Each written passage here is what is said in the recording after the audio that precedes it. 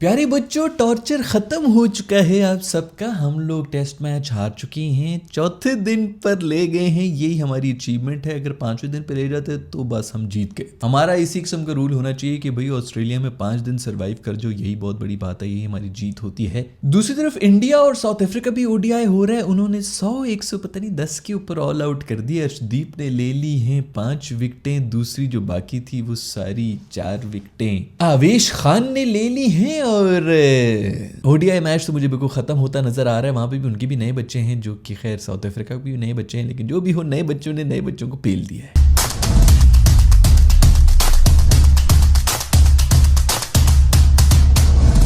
सबसे पहले बात कर लेंगे दोस्तों, पाकिस्तान और ऑस्ट्रेलिया का जो मैच है वो अब खत्म हो चुका है। बहुत बड़ी अचीवमेंट है कि हम 4 दिन तक इसी तरह खींचते हुए ले। 4 दिन भी पूरी हम नहीं कर सके। देखो, हमने टाइम नहीं जाया करना कौम का। संडे था, उनको पता था कि यार संडे को ही सब बैठ के जो है वो एंजॉय कर रहे होते हैं। मंडे को कौन जो है वो हिसाब किताब रखे, तो उन्होंने कहा संडे को ही यार जो भी रिजल्ट निकालना है संडे को ही करना है। हम इसी माइंड सेट के साथ आए थे कि यार अगर जीतना है तो संडे को जीतना है, अगर हारना है तो वो भी संडे को ही हारना है। तो हम हार गए। 360 रन से गालिबन हम हारे हैं। अगर हमें अभी इस वक्त दोबारा भी बैटिंग दे दी जाए ना, सारे स्टेडियम वगैरह खाली हो जाए, सबको कहें चलो ठीक है तुम लोग जो मैच खत्म हो गया दोबारा बुला लो हमें पाकिस्तानियों, मैं लिख के दे सकता हूं हमसे नहीं होना। बॉलिंग कंडीशंस थी, बॉलिंग पिच थी, ये तो उसके ऊपर हमारी ये हालत है। असल में देखा जाए तो हमारी भी बेचारे डेब्यूटेंट्स नहीं किए जो भी कुछ किए, हालांकि पिच कंडीशंस थोड़ी मुश्किल थी।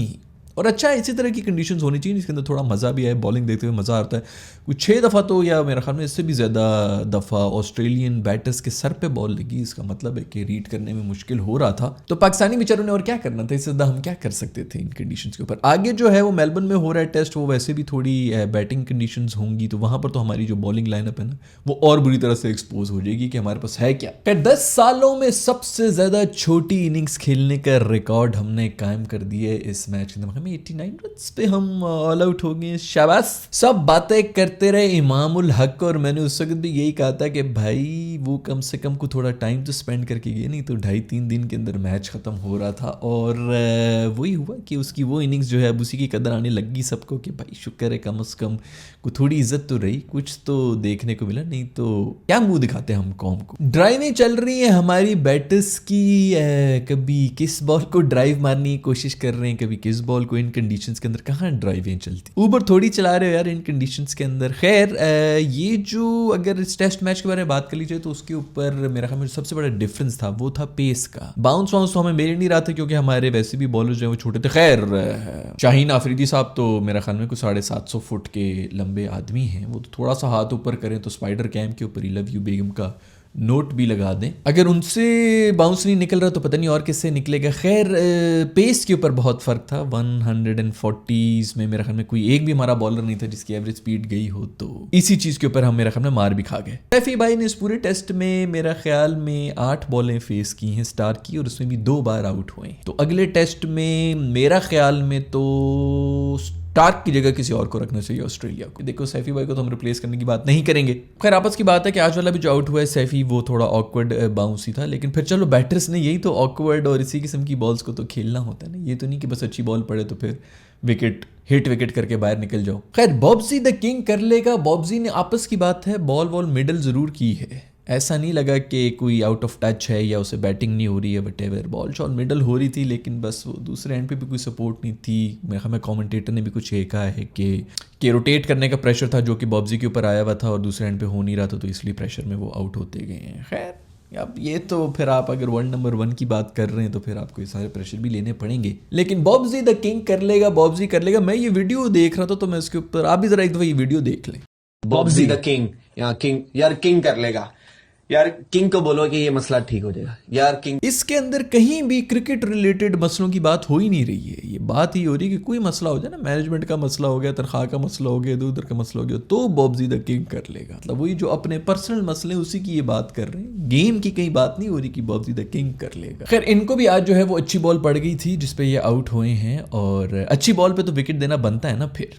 ये तो एक ईमानदार आदमी की पहली निशानी होती है कि अगर बॉल अच्छी पड़ गई है तो बॉलर का मोराल हाई रखने के लिए, उसको सराहने के लिए अपनी विकेट दे दी जाए। टेस्ट मैचेस के बारे में हम बात कर रहे हो तो यही कह रहे होते हैं कि फर्स्ट क्लास में जो है वो हमारी कोई स्ट्रक्चर नहीं है, वहाँ से कोई प्लेयर निकल के नहीं आ रहा जो कि ओडीआई भी खेल सके, 50 ओवर्स भी खेल सके। और टेस्ट मैच तो ऑफकोर्स फिर वहीं से ही आना है जो कि 4-4 दिन खेलेंगे तो उसके बाद ही कोई थोड़ा टेम्परामेंट बनता है। तो अभी खबरें कुछ इस तरह आ रही हैं कि हमारे एक्सपर्ट्स जो कि बैठे हुए हैं पीसीबी के अंदर, उन्होंने नए रूल्स बना दिए हैं। 80 ओवर्स का उन्होंने टेस्ट मैच का रूल बना दिया कि 80 ओवर्स ही खेलेगी एक टीम जो है वो पहले दिन फर्स्ट इनिंग्स के अंदर। अब मुझे ये समझ नहीं आ रही कि 80 ओवर्स की वजह से जो 90 ओवर के ऊपर न्यू बॉल आती है उसको खेलने वाले बैटर कहाँ से पैदा होंगे, जो कि असली टेस्ट में तो होता है। बेहतरीन पॉलिसीज बनती है, बेहतरीन रूल्स बन रहे होते हैं।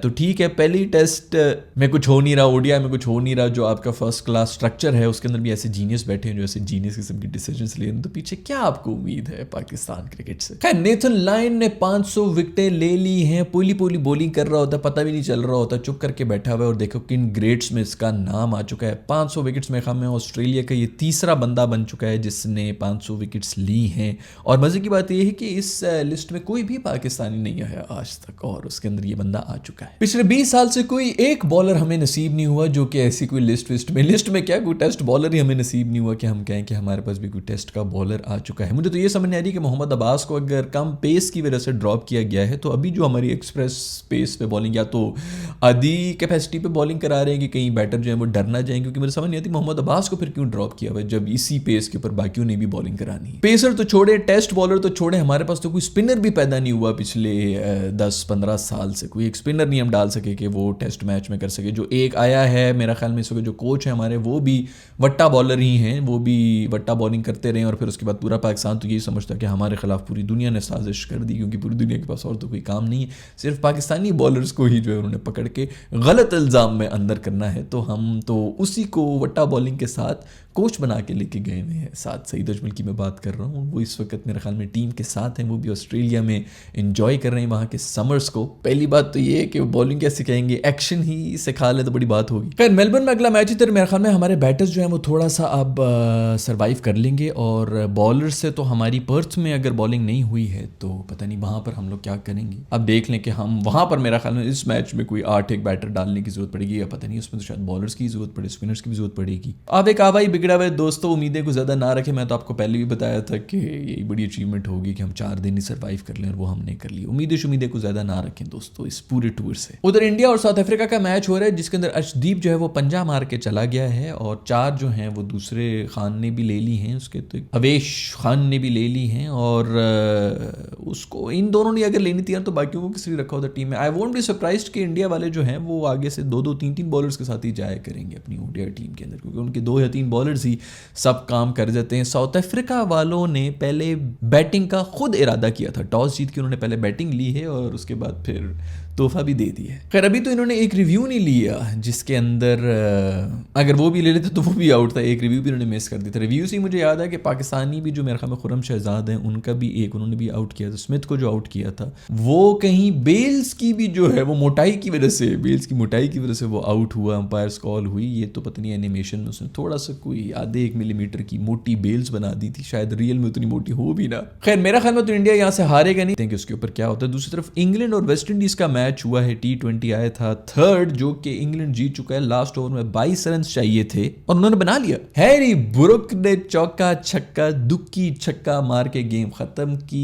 रसल्स को वापस लेके आई है टीम के अंदर और उनसे कोई 22 रन डिफेंड नहीं हुए। उनके एक्सपीरियंस की वजह से उनको लेके आए थे, उन्होंने एक्सपीरियंस ही दिखा दिया इस मैच के अंदर। और आपस की बात है कि बहुत ही हल्की बॉलिंग करा, लेग साइड पे फुल टॉसें आप फेंक रहे हैं, उस पर अगर छक्का नहीं पड़ेगा तो और क्या होगा। और ये मैच हार गया। मेरे ख्याल में हाईएस्ट चेज है करीबन में इनका वेस्ट इंडीज के खिलाफ इंग्लैंड वालों का। दूसरी तरफ सॉल्ट ने भी कोई 50 बॉलों के ऊपर 100 मारा हुआ था। इसने खैर जो इनिंग्स खेली है 7 बॉलों पे कोई 31 रन बनाए हैं। वाह यार, मज़ा आ गया, बड़ा बेहतरीन इनिंग्स। लास्ट ओवर के अंदर इतने रन बनाना T20 के अंदर आसान काम तो नहीं है। सीरीज जो है वो 2-1 हो चुकी है, अभी भी वेस्ट इंडीज लीड में है। इंग्लैंड की जो एक रन थी टेरेबल किस्म की, जो पता नहीं कब से चल रही है, वर्ल्ड कप में भी वो चलती रही, ऐसी कोई नज़र लगी, मुझे तो लगता है मेरी ही नज़र लगी, क्योंकि हम ही इंग्लैंड को इतना टॉप रेट कर रहे थे। यहाँ पे आके बैस बॉल वगैरह और पता नहीं क्या कुछ छोड़ते, एक दिन में 500 रन बना रहे थे, बस ऐसी नज़र लगाई है इनको कि बिल्कुल ज़मीन पे गिरे। फिर दोस्तों आज की वीडियो में इतना ही, मैं मिलूंगा आप लोगों से नेक्स्ट वीडियो में, और उम्मीद करता हूँ कि मेलबर्न वाला जो टेस्ट होगा उसके अंदर हम कुछ थोड़ी सी अपनी इज्जत बचा लें, कम से कम कोई बैटिंग शैटिंग में हमारे लेजेंड्स जो है हमको स्कोर बोर कर लें, रन वन कर लें, तो उसी से शायद कुछ थोड़ा बहुत जो है ना सेंचुरी हो जाती है, तो बंदा उसी को इंडिविजुअल परफॉर्मेंसेस को ही सेलिब्रेट कर लेता है। अब तो हमारे पास कुछ भी नहीं है, तो वैसे बैटिंग कंडीशंस तो लेट्स होप कि कुछ बेहतर कर लें। हाँ, अगर हम पहले बैटिंग कर लें, मैं हमें टॉस जीत के, नहीं तो उन्होंने ही पहली इनिंग्स में 700 बना के हमने बस बैकफुट पर रह के डिफेंसिव माइंडसेट के साथ ही शेल में रहना है और आउट भी हो जाना है मार। मुझे उम्मीद है कि आज की एपिसोड आपको पसंद आई होगी। पसंद आने की क्या बात है, वैसे इसमें खुशी तो हुई होगी कि कल का दिन कम से कम ज़ाया होने से बच गया। अगर ऐसा है तो लाइक के बटन को छू लें, अगर आपने अभी तक चैनल को सब्सक्राइब नहीं किया तो सब्सक्राइब भी करें। I will see you in the next video.